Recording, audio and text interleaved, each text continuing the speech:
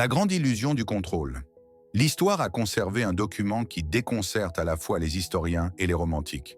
C'est un bref message de l'empereur Napoléon à sa bien-aimée Joséphine. Il n'y a ni poésie ni promesse d'amour éternel. Une seule phrase, « J'arrive, ne te lave pas ». Et l'homme moderne avec dégoût esquisse un rictus. On croit y voir le caprice d'un soldat brut, oublieux de l'hygiène. Car Napoléon était un stratège génial, et pas seulement sur le champ de bataille. Il avait intuitivement trouvé le bouton démarrage dans sa propre tête.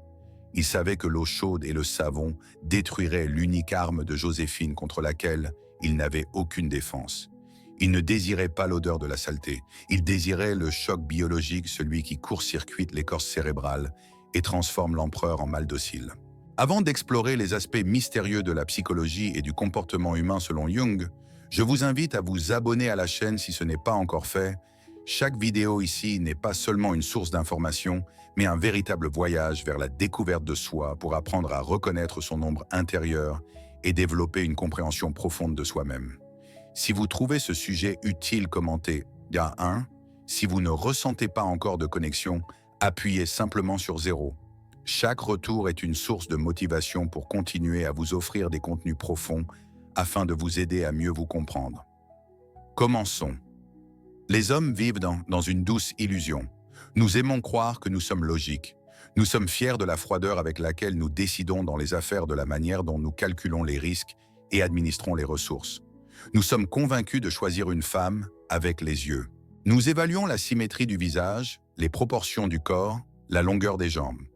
Mais c'est une auto-tromperie, une escroquerie grandiose orchestrée par l'évolution.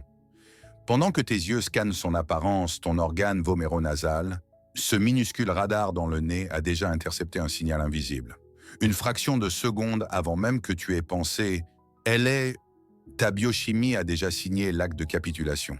Tu ne connais pas encore son prénom et pourtant ton organisme a déjà lancé la production d'hormones de soumission. Ce n'est ni l'amour ni la magie, ni un sentiment élevé, c'est de la toxicologie. La femme, c'est un laboratoire ambulant, capable de produire des substances psychoactives d'une puissance extrême. La nature n'est pas intéressée par ton intelligence. Elle se moque de tes projets, de ta carrière et de ton compte bancaire. La nature n'a qu'une mission, te pousser à investir tes ressources dans l'élevage d'une descendance. Et pour y parvenir, elle a offert à la femme un code d'accès à ton noyau, un canal direct vers ton cerveau, archaïque, plus rapide que ton propre clignement d'œil. Nous appelons cela la passion. Les biologistes, eux, appellent cela l'intoxication. Dans cette grande enquête, nous allons disséquer le mécanisme jusqu'à l'atome. Nous descendrons dans les sous-sols de la physiologie, là où il n'y a pas de morale, seulement des instincts. Nous comprendrons pourquoi des hommes brillants deviennent des idiots à côté de femmes parfaitement ordinaires. Pourquoi es-tu prêt à pardonner l'impardonnable? Pourquoi l'odeur d'une femme suscite-t-elle un intérêt poli, tandis que l'odeur d'une autre fait sauter les fusibles et te pousse à des actes insensés? Surtout dans cette équation existe une variable inconnue, le protocole du point zéro. Un seul moyen, un tour biologique dur, radical, capable de briser instantanément l'envoûtement chimique et de te rendre ton sang-froid. Je ne dévoilerai ce secret qu'à la toute fin. Sans la compréhension du schéma entier, tu ne sauras tout simplement pas l'utiliser. Inspire profondément. Là tout de suite, l'air autour de toi est peut-être parfaitement neutre, ou déjà saturé de ce poison sucré que tu confonds avec de la sympathie. Et une courte question pour la statistique. Avant d'aller plus loin, t'est-il déjà arrivé que l'odeur d'une femme reste dans ta mémoire plus longtemps que son visage? Réponds simplement oui ou non et avançons. Enlevons le vernis romantique. Quand les poètes chantent le parfum d'une femme, ils se taisent pudiquement sur l'origine technique de ce phénomène. Si tu observais ce processus au microscope, l'envie d'écrire des vers serait remplacée par celle d'étudier la microbiologie. Ce qui rend les hommes fous, ce n'est pas l'odeur de la peau, et encore moins celle des fleurs. C'est le produit d'une fabrication complexe multi-étagée qui tourne sans pause à l'intérieur du corps féminin. Du point de vue biologique, une femme attirante n'est pas qu'une belle façade, c'est un puissant complexe glandulaire. La source du signal se trouve dans des zones discrètes, les glandes apocrines, situées dans des parties chaudes et humides du corps, ainsi que dans des glandes de sécrétion interne spécifiques. Mais voici le paradoxe, le secret que le corps émet en lui-même n'a presque pas d'odeur. Le liquide frais est stérile neutre. Pour qu'il devienne la drogue en question, il faut un intermédiaire. Quelqu'un doit cuisiner ce plat, et ce rôle est joué par les bactéries. Sur chaque centimètre carré de peau vivent des millions de micro-organismes, voilà les cuisiniers de cette cuisine. Les lactobacilles et d'autres représentants de la flore transforment les sécrétions, les décomposent. Il se produit une fermentation. C'est à ce moment que naissent des composés volatiles des acides aliphatiques. Un mélange complexe d'acides acétiques, propioniques et butyriques. On dirait la formule d'un solvant industriel, n'est-ce pas? Pourtant, à microdose et dans la bonne proportion, cette mixture agit sur le cerveau masculin plus fort que l'opiacé le plus lourd. Et nous touchons ici à la tragédie majeure de l'homme. Moderne, nous vivons à l'ère de la stérilité totale. Le marketing nous a convaincus qu'un corps doit sentir la fraîcheur alpine, la vanille ou la brise marine. Les femmes lavent frénétiquement leurs couches naturelles, détruisent leur microflore à coups d'antiseptiques, puis masquent le tout sous des couches de parfums synthétiques. Résultat, tu as devant toi une image impeccable, soignée propre belle. Mais ta libido dort. Ton animal intérieur ne sent plus une proie, il sent du plastique. La stérilité tue l'attirance à la racine parce qu'elle efface le marqueur biologique de fertilité. Voilà qui explique ce phénomène dont les hommes ne parlent qu'à voix basse, pourquoi une beauté parfaite de couverture peut te laisser froid au lit, alors qu'une femme peut être moins parfaite, mais dotée d'une odeur naturelle forte, dense, vivante, te donne des frissons dans les genoux. La société dit « c'est indécent, il faut se laver ».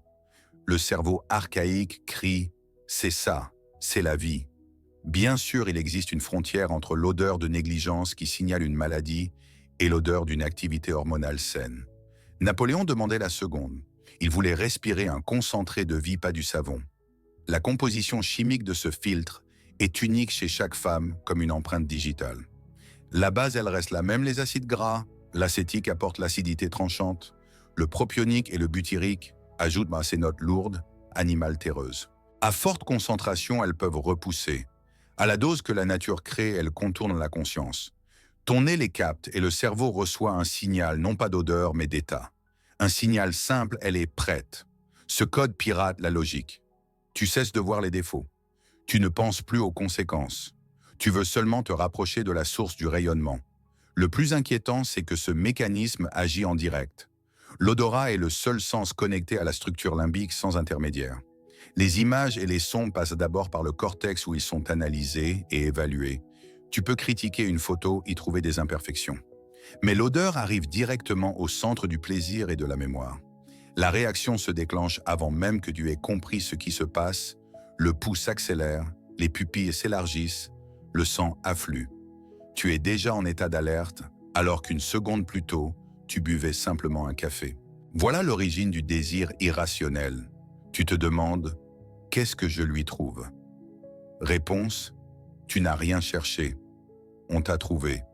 Tes récepteurs ont capturé des molécules de copuline et le programme s'est lancé. Tu crois que c'est ta décision d'acheter un cadeau cher ou de fermer les yeux sur ses caprices? Non. C'est le prix de la prochaine dose. Tu es devenu dépendant sans même avoir senti le moment de l'aiguille. Et le plus souvent, la femme elle-même ne comprend pas le pouvoir qu'elle détient. Elle vit simplement et son usine travaille, te transformant en outil docile. Pourtant, cette usine ne tourne pas avec la même puissance. En permanence, elle a ses pics et ses creux strictement liés aux cycles hormonaux. Dans la suite, nous allons décortiquer l'élément principal de ce mélange, les copulines. Nous verrons à quel jour précis une femme devient une arme biologique redoutable. Et comment des expériences ont montré qu'avec ce signal, les hommes cessent de distinguer les femmes belles de celles qui le sont moins. Ce savoir est le premier pas pour ne plus être un chaton aveugle entre les mains de la nature. Maintenant que nous savons où se trouve l'usine, regardons le produit. Son nom scientifique, les copulines. Ce n'est pas un joli mot de manuel, c'est un terme que tout homme devrait connaître s'il veut conserver son discernement. Les copulines sont un mélange d'acides aliphatiques d'origine vaginale qui n'apparaît pas par hasard. C'est un signal chimique, une dépêche que l'organisme féminin envoie au monde avec un seul but, annoncer une disponibilité à la fécondation. Mais la nature est rusée, elle n'envoie pas ce message en continu. Elle suit un calendrier strict, votre pire ennemi, ou votre meilleur allié si vous savez le lire. Souviens-toi du cours de biologie, le cycle féminin est une bascule. Au début, le niveau de copuline est minimal. La femme peut être belle, intelligente, intéressante. Mais chimiquement, elle est silencieuse. Ton nez se tait. Puis à l'approche de l'ovulation au milieu du cycle, la concentration augmente de façon quasi exponentielle. Le pic survient au moment de la libération de l'ovule. Pendant ces 24 à 48 heures, la femme devient un émetteur vivant. La concentration atteint son maximum. C'est dans ces jours-là qu'elle te paraît divine, sa peau semble plus lumineuse, sa voix change, et l'odeur, cette odeur dont tu n'as même pas conscience, te frappe comme un marteau puis vient la chute.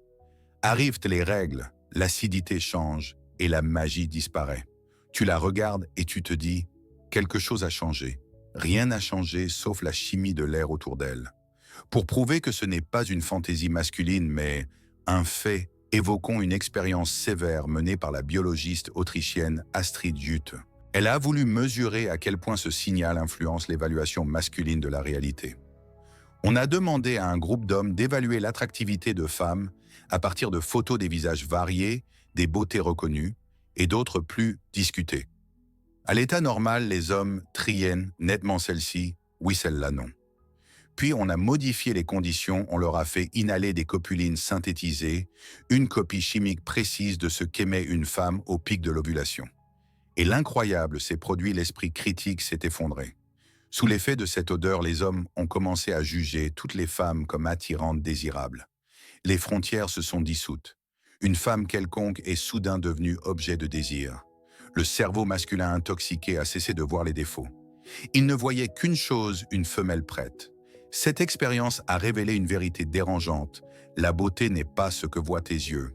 La beauté est ce que respire ton nez. Voilà pourquoi certains hommes poursuivent des femmes que d'autres trouvent insignifiantes en jetant tout à leurs pieds. Les témoins se tapotent la tempe. Qu'est-ce qu'ils lui trouvent? Lui ne voit pas ce que toi tu vois.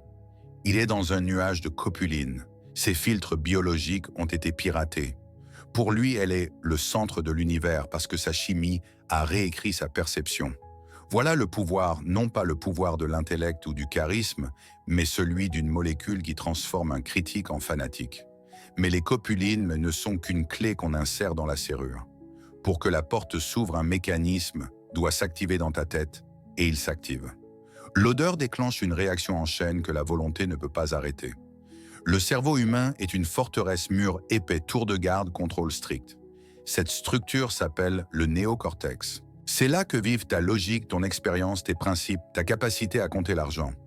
Quand tu vois une publicité ou entends un vendeur insistant, le néocortex analyse « c'est cher, je n'en ai pas besoin ». Il y a un piège. C'est ton sceptique intérieur, celui qui te protège des erreurs. Mais cette forteresse a une faille, une entrée dérobée que l'évolution a oublié de sceller l'odorat. C'est le seul sens qui dispose d'une ligne directe vers le système limbique, notre cerveau archaïque. La vue, l'ouïe, le toucher, tous ces signaux passent d'abord par le thalamus, un filtre. Mais l'odeur des copulines ignore ce filtre. Elle pénètre dans les narines, atteint les récepteurs, et l'impulsion électrique file directement vers l'amygdale et l'hippocampe zone, liés à la peur, l'agression, le plaisir et la reproduction. Comprends ce que cela signifie, le signal arrive au centre de décision avant d'arriver au centre de conscience. Tu as déjà réagi, mais tu n'as pas encore compris à quoi. Dès que les copulines touchent la cible, une tempête hormonale commence. Le premier à entrer en scène, la testostérone. Des études indiquent qu'en présence d'une femme au signal élevé, le taux de testostérone peut grimper très fortement en quelques minutes. Mais ne te trompe pas, la testostérone ne concerne pas seulement le sexe. C'est l'hormone de l'action, de la conquête, du risque. Sous son effet, l'homme devient plus audacieux, plus agressif et plus stupide. Il est prêt à dépenser des ressources pour prouver sa valeur, à se battre, à sauter d'une falaise. La logique recule, laissant place à l'instinct de domination. Puis vient la dopamine, le neuromédiateur de l'anticipation. Celui du joueur avant l'arrêt de la roulette, du dépendant avant sa dose. La dopamine promet le paradis, murmure « Agis, la récompense est proche ». C'est elle qui te fait envoyer un message, au milieu de la nuit, attendre un appel, ressentir ce tiraillement doux et douloureux. Tu ne deviens pas dépendant de la femme, tu deviens dépendant de ta propre dopamine déclenchée par son odeur. Et le cocktail se scelle avec l'ocytocine, l'hormone de l'attachement et de la confiance. Normalement, elle augmente après l'intimité, mais les copulines peuvent en stimuler la production à l'avance. Tu deviens vulnérable. Tu te mets à faire confiance à quelqu'un que tu connais à peine. Ta critique tombe à zéro. Tu ressens une proximité irrationnelle.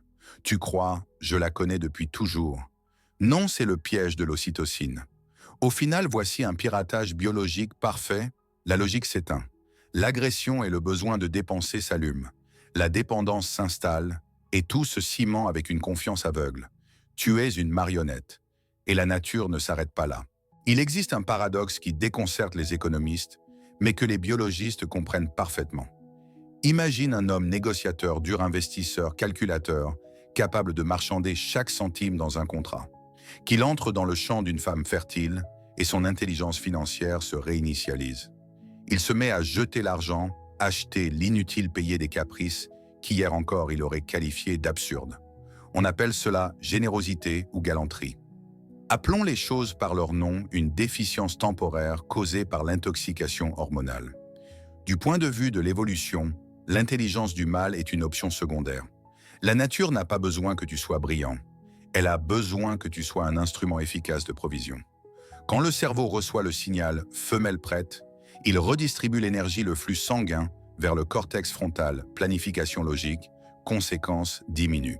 En revanche, les centres moteurs et les zones du comportement démonstratif s'activent. Tu ne deviens plus analyste, tu deviens paon. Ta tâche n'est pas d'économiser, mais d'impressionner. Et le moyen le plus simple, exhiber des ressources. Testostérone élevé, plus copuline, la combinaison change le vecteur. Elle étouffe la peur de la perte. À l'état normal, tu crains de perdre de l'argent parce que cela menace ta survie. Dans l'ivresse chimique, tu ne crains plus qu'une chose, perdre l'accès au corps. La peur de la faillite recule devant la peur de l'échec biologique. Tu ignores les signaux d'alerte. Elle est rude, tu n'entends pas. Elle t'utilise, tu rationalises. Elle traverse une période difficile. C'est comme une ivresse sans perte de coordination. Tu marches droit, tu parles correctement, mais ta capacité à juger s'est éteinte.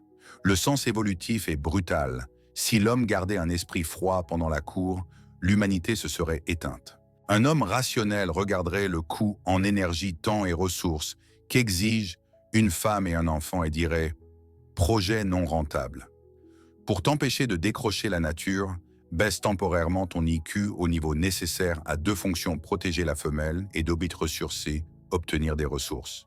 C'est pourquoi les décisions financières les plus destructrices sont souvent prises durant l'amour aigu, appartement, à son non-crédit pour un mariage, transfert d'entreprise. À ce moment-là, tu ne te diriges plus. Une vieille programmation te dirige « donne tout, sinon elle ira ailleurs ». Et ensuite, quand le brouillard hormonal se dissipe souvent après 12 à 18 mois ou après une rupture, l'homme se réveille au milieu des ruines et se demande « où était mon cerveau ?» Ton cerveau était là. Il était juste privé d'alimentation. La télécommande était chez elle-même si elle ignorait comment s'en servir. Le danger de cet abrutissement, c'est qu'il est invisible de l'intérieur. Tu crois agir librement. Tu crois faire un grand geste. En réalité, c'est un réflexe. Comme le chien de Pavlov salive à la cloche, l'homme sous copuline ouvre le portefeuille. Et tant que tu ne sauras pas repérer ce basculement, tu resteras le sponsor idéal des expériences génétiques d'autrui. Que se passe-t-il quand la source de l'odeur disparaît? Commence la partie la plus sombre, le manque. Soyons honnêtes, comparer l'amour à une drogue n'est pas une métaphore, c'est un fait médical. Les circuits neuronaux de l'attachement à une femme particulière recoupent ceux de la dépendance. Quand tu es près d'une femme dont le signal correspond parfaitement à tes récepteurs, ton cerveau baigne dans des opiacés endogènes. Tu te sens bien calme, euphorie, impression de maison. Ce n'est pas une union spirituelle, c'est une stabilisation chimique. Dès que la source s'éloigne, elle part ou te retire l'accès. Le niveau de plaisir chute brutalement. C'est le sevrage, un manque physiologique réel. Ton organisme s'était habitué à une stimulation externe pour produire dopamine et sérotonine. Sans elle, il panique, anxiété, insomnie, perte d'appétit, pensée obsédante. Tu regardes ton téléphone et attends un message, non pas parce que la conversation te manque, mais parce que tu attends une dose. Et le plus dangereux, l'empreinte olfactive. En éthologie, on parle d'imprégnation, le premier vécu sexuel fort associé à une odeur crée une liaison neuronale durable. Cette odeur crée une jouissance suprême. Elle peut rester des années. Vous pouvez vous séparer, la maudire, oublier son visage, vous marier avec une autre. Un jour, dans la foule, dans le métro, tu capteras une traîne familière et tu seras frappé. Le cœur saute un battement, les paumes transpirent, les jambes deviennent molles. Ce n'est pas de la nostalgie, c'est un déclencheur. Ton dépendant intérieur a reconnu son dealer. Voilà pourquoi des hommes reviennent vers des ex qui les ont humiliés. La logique dit « n'y va pas, tu vas souffrir ». Les amis disent « oublie-la ». Mais l'organisme exige « j'ai besoin de cette chimie ». Alors tu reviens. Tu acceptes humiliation, crise, manipulation pour retrouver la source. Les femmes le sentent intuitivement. Tant que tu es accro à leur odeur, tu ne partiras pas. Tu es en laisse dont la longueur dépend de la concentration de molécules dans l'air. Et il y a l'autre face, la tolérance. Comme avec toute substance, le cerveau s'habitue. L'intensité baisse, la passion s'émousse. C'est inévitable souvent au bout de quelques années. La nature estime que ce temps suffit pour concevoir et commencer à élever. Ensuite, le programme de passion folle, le couple se brise ou glisse vers un partenariat social. Beaucoup d'hommes, sans comprendre cela, cherchent une nouvelle dose ailleurs pour revivre le choc initial. C'est une course infinie après un mirage chimique. Comprendre que l'amour impossible n'est au fond que le travail de récepteur réveil. C'est douloureux, mais c'est le premier pas vers la liberté. Tu n'es pas l'esclave de l'amour, tu es une machine biologique dont les réglages ont dérivé. Et comme toute machine, on peut te reprogrammer. Mais avant d'aborder les méthodes de protection, il faut comprendre comment une industrie tente de falsifier cet élixir. L'humain a toujours rêvé d'enfermer le pouvoir dans une bouteille. Acheter un flacon, s'en asperger et devenir irrésistible, cela se vend mieux que le pétrole. L'industrie des parfums aux phéromones gagne des milliards sur le désespoir masculin et l'espoir féminin. On voit un joli packaging, une promesse de magnétisme animal, et on sort la carte. Stop, on vous ment. La plupart de ces flacons contiennent soit un parfum banal, soit au mieux de l'androsténone synthétique, un signal isolé notamment étudié dans le règne animal. Les copulines humaines, elles sont des acides instables, elles vivent des minutes, parfois quelques heures. Les conserver dans un alcool et les vendre avec une date de péremption de 3 ans est une utopie chimique. Et si les imitations sont souvent inutiles, il existe une chimie qui, elle, fonctionne, mais contre vous. La pilule la plus répandue au monde, les contraceptifs hormonaux. On les voit comme une bénédiction de la civilisation. Pourtant, il y a un côté sombre, leur mécanisme supprime l'ovulation, donc supprime le pic de signal.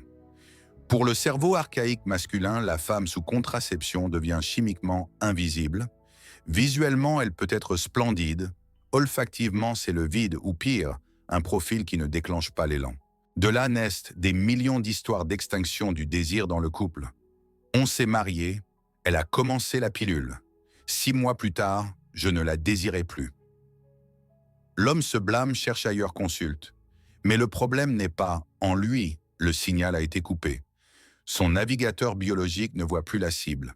Plus encore, la pilule modifie parfois les préférences de la femme elle-même. Sans ovulation, l'attirance peut se déplacer vers des profils perçus comme plus sûrs. Puis quand elle arrête pour concevoir, le voile tombe et elle regarde son mari comme un étranger. Tragédie écrite par la chimie castration des relations. Troisième acteur, la parfumerie. Pendant des siècles, des maisons ont tenté d'imiter l'odeur du corps. Certains grands classiques jouaient sur des notes animales en microdose, rappelant une peau chauffée.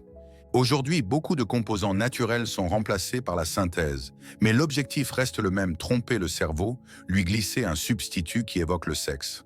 Parfois, cela marche. Mais si une femme ne te rend fou que lorsqu'elle porte un parfum précis et que sans lui la magie disparaît, tu n'es pas amoureux d'elle, tu es amoureux du travail de chimiste. Passons à l'analyse sensorielle. L'odeur est une artillerie à longue portée.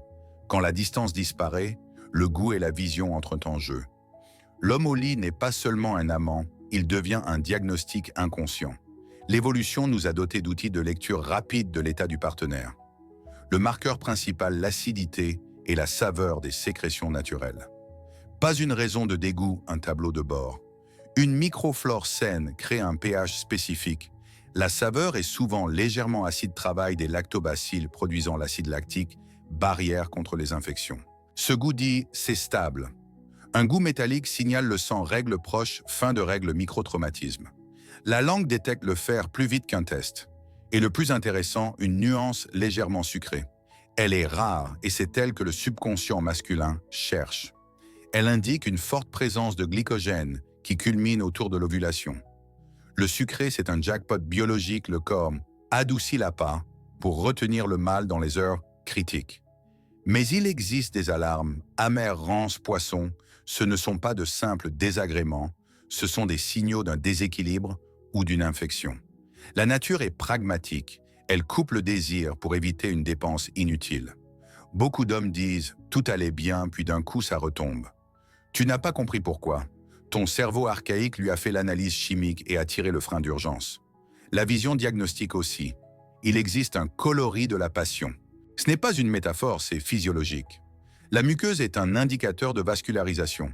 Au repos rose pâle, avec l'excitation et l'approche de l'ovulation, l'afflux sanguin augmente, les tissus se gorgent, la couleur devient plus intense, parfois plus sombre. Pour un primate, et nous le sommes, c'est un déclencheur visuel. Les femmes connaissent intuitivement la force du rouge. D'où le rouge à lèvres, les lèvres du visage imitent biologiquement d'autres lèvres. Le rouge est un faux signal d'excitation. Tu regardes sa bouche et ton cerveau lit une promesse plus bas. Nous vivons dans un monde de signes. Nous croyons choisir une personnalité.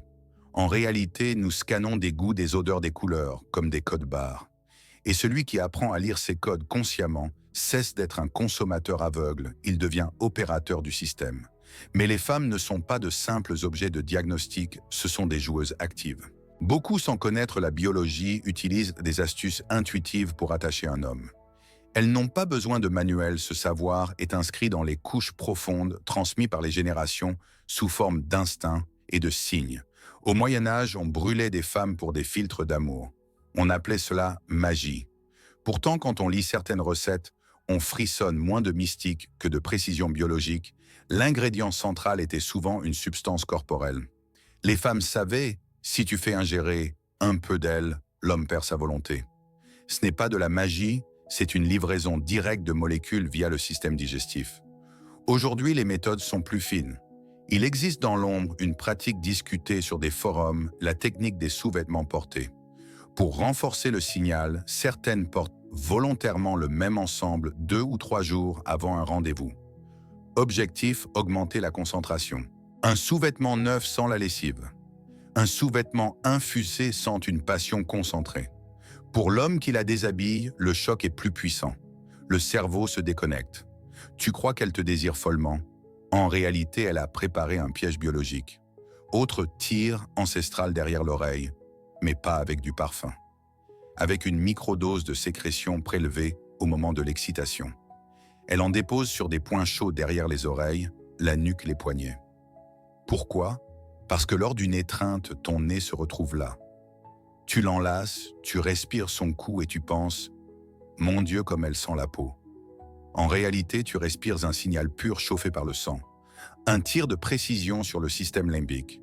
Mais ce canal fonctionne dans les deux sens. Le nez féminin est un détecteur de mensonges et un laboratoire. Autour de l'ovulation, l'odorat s'aiguise, la femelle doit choisir le mâle le plus sain. Dans le monde moderne, cela devient espionnage. Elle peut sentir une autre femme sur tes vêtements, même si tu t'es lavé et changé. Certaines molécules s'accrochent aux cheveux, à la peau. Tu rentres, elle t'embrasse et son visage change, elle a capté. Elle n'a pas l'effet, mais sa biologie hurle. Il y avait quelqu'un. Mentir ne sert à rien, tu trompes sa logique, pas ses récepteurs. Le plus dangereux, les femmes sentent aussi ta dépendance. Quand tu flottes, quand tu entres dans la boucle, ton propre profil hormonal change. Tu commences à sentir le besoin, la faiblesse. Elle le lit instantanément. Et dès qu'elle comprend que tu es ferré, son comportement peut basculer froideur, manipulation, jeu de ficelle. Le prédateur perd l'intérêt pour une proie qui saute d'elle-même dans la gueule. Loi cruelle de la jungle, plus tu es dépendant, moins tu es désirable. Nous arrivons à la question centrale, comment survivre au cœur d'une attaque chimique. Il existe des symptômes clairs comme une intoxication. Premier signe, perte de sens critique. Si tu te surprends à trouver adorable ses défauts évidents, ses crises, sa cupidité, ou si tu leur inventes des excuses alertes. Ton néocortex cède du terrain. Deuxième symptôme, vision tunnel. Tes pensées, tes plans, ton temps libre tournent autour d'elle. Travail, hobbies, amis passent derrière. Tu vérifies ton téléphone sans cesse. Tu annules des rendez-vous importants pour 1 heure avec elle. Ce n'est pas l'amour, c'est la conduite d'un dépendant. Règle numéro 1, la distance. Les copulines sont une arme de courte portée. Ce sont des composés lourds, ils n'agissent pas à des kilomètres, mais dans un rayon proche. Si tu sens que tu perds la tête, que tu es prêt à faire une folie, acheter une voiture demandée en mariage au 2e rendez-vous, pardonner l'impardonnable, coupe la distance physiquement. Pars, déplace-toi, prends 1 semaine sans contact, il te faut une quarantaine. Quand tu cesses d'inhaler la dose, le brouillard se dissipe. Et tu découvres stupéfait que celle sans qui tu ne pouvais pas respirer est une personne ordinaire avec ses problèmes. Règle numéro 2, hygiène mentale. Ne prends jamais de décision financière ou existentielle en état d'excitation ni juste après. Dans ces moments-là, tu n'es pas pleinement apte. Dans le business, on dit « ne signe pas le ventre vide ». Dans les relations, il faut dire « ne signe pas le réservoir plein de testostérone ». Donne-toi un serment, toute décision coûteuse se prend après un délai dans le calme, sans sa présence dans un espace froid et ventilé. Mais que faire si la distance est impossible, si vous vivez ensemble ou si la vague te submerge ici et maintenant? Il existe une méthode d'urgence, le fameux protocole du point zéro. Il est temps de révéler les cartes. Nous avons vu comment les hormones débranchent le cerveau, comment le signal te transforme en marionnette. Pourtant, l'homme possède un mécanisme évolutif intégré capable de réinitialiser le système en 1 seconde, le protocole du point zéro. En médecine, on l'appelle la période réfractaire. Mais dans les cercles de ceux qui veulent rester lucides, on l'appelle le moment de vérité. Il s'agit de l'état immédiatement après l'éjaculation. Ce n'est pas seulement une décharge physique, c'est un reset biochimique violent. Au pic, le corps libère un mélange d'endorphines, puis survient une montée massive de prolactine. La prolactine est l'antagoniste de la dopamine. Elle éteint instantanément l'excitation, coupe la passion et surtout neutralise l'effet du narcotique. Il arrive alors une clarté glaciale cristalline. Les Français parlent poétiquement de « la petite mort », la mort des illusions. Dans ces 10 à 15 minutes, l'homme devient l'être le plus rationnel au monde. Le voile tombe, la déesse redevient une femme ordinaire. L'odeur cesse d'ensorceler. Tu vois le monde sobrement. Beaucoup d'hommes gaspillent en ce moment. Ils se tournent vers le mur, s'endorment ou ressentent un vide triste. Erreur. Utilise ce moment comme une arme, c'est ton sérum de vérité. Si tu es face à une décision majeure, te marier, emménager, acheter un appartement, pardonner une trahison, ne la prends jamais avant. Va jusqu'au bout, obtiens la décharge. Puis dans la lucidité de la prolactine, pose-toi la seule question qui compte. Est-ce que je veux être avec cette personne? Suis-je prêt à investir mes ressources? Si à cet instant la réponse est non ou peu m'importe, alors tout ce temps, c'était la chimie qui te gouvernait, pas l'amour. C'est une méthode dure sans romantisme. Mais elle sauve des vies et des fortunes. Faisant une loi, promet seulement après. Décide seulement après. Si ton désir de prendre soin d'elle reste présent quand le réservoir hormonal est vide, alors peut-être ce n'est pas seulement une réaction chimique. Nous avons réduit l'humain à ses molécules. Nous avons vu que derrière le mot « passion » se cachent des bactéries et des zones cérébrales anciennes. On pourrait croire que cette vérité tue la beauté des relations, les réduisant à une mécanique. C'est faux. Comprendre le mécanisme ne tue pas la magie, cela te rend maître, pas victime. Carl Jung parlait de l'anima, l'archétype féminin vivant dans chaque homme. L'odeur réelle d'une femme, son signal n'est qu'une clé qui active cet archétype en toi. Tu ne tombes pas amoureux d'une odeur, tu tombes amoureux de la vie, de l'énergie terrestre que porte la femme. Le problème n'est pas qu'elle possède ce pouvoir. Le problème, c'est que beaucoup d'hommes ont oublié qui ils sont. Ce choc hormonal est un carburant à très haut indice, le plus puissant de la nature. Avec lui, on peut s'élever, bâtir, créer. Une part immense des réussites humaines est née du désir d'impressionner une femme. Mais le carburant est dangereux dans le moteur, il accélère. Sur la peau, il brûle. Trop d'hommes choisissent l'auto-immolation, ils consument leurs ressources, leur dignité, leur personnalité dans la fournaise d'instincts qui ne leur appartiennent pas.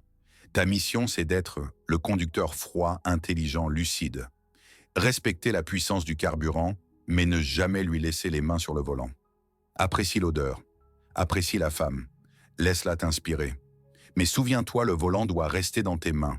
Le néocortex doit rester le commandant. Dès que tu sens que le signal te voile la vue, active le protocole du point zéro, récupère ton esprit, et la chimie de soumission deviendra une chimie de création. Tu prendras cette énergie et tu la convertiras en œuvre en puissance, en réussite, pas en dette, ni en cœur brisé. Tu es allé au bout de cette enquête. Tu as reçu une connaissance qui distingue le joueur de la pièce sur l'échiquier. La prochaine fois que tu respireras cet arôme doux et enivrant, tu le sauras, ce n'est pas de la magie. C'est un signal, et c'est à toi seul de décider comment y répondre. Merci d'avoir regardé cette vidéo jusqu'à la fin. Comment vous sentez-vous après cette exploration d'aujourd'hui? Qu'est-ce qui vous a le plus inspiré ou marqué? N'hésitez pas à partager vos impressions dans les commentaires afin que nous puissions connaître vos réflexions. Et si cette vidéo vous a offert une nouvelle perspective sur vous-même ou sur la psychologie humaine, n'oubliez pas de laisser un like et de vous abonner à la chaîne pour ne manquer aucune des prochaines explorations. Chaque soutien, chaque retour est une véritable source de motivation pour continuer à vous proposer des contenus profonds, fidèles à l'esprit de Carl Jung, afin de vous aider à mieux vous comprendre pas à pas. Merci et à très bientôt dans la prochaine vidéo.